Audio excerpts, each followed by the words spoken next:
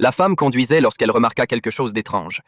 Il n'y avait aucune voiture sur la route, mais un 4x4 roulait à une vitesse extrêmement lente. Comme la distance restante était encore longue, Marie saisit l'occasion et appuya sur l'accélérateur, essayant de dépasser le 4x4. C'est alors qu'un événement terrifiant se produisit. Au moment où Marie dépassait le véhicule, celui-ci accéléra également, et ils se retrouvèrent côte à côte, roulant parallèlement. Marie était perplexe, mais ne s'en préoccupa pas trop. Cependant, en jetant un coup d'œil derrière, elle aperçut soudain un camion qui arrivait à grande vitesse dans un virage au loin. Sans autre choix, elle appuya fortement sur l'accélérateur. Heureusement, tout se passa sans incident. Mais avant que Marie ne puisse se remettre de ses émotions, le 4x4 noir accéléra à nouveau et se mit à la suivre de près, en allumant ses feux et en klaxonnant sans cesse. Dans un souci d'éviter des problèmes supplémentaires, Marie tourna sur un chemin latéral pour laisser passer le véhicule noir, espérant apaiser son esprit. Après tout, il valait mieux éviter les personnes en proie à la rage au volant. Cependant, à sa grande surprise, lorsque Marie s'arrêta dans une station-service plus tard dans la soirée, elle constata que le 4x4 noir était également là,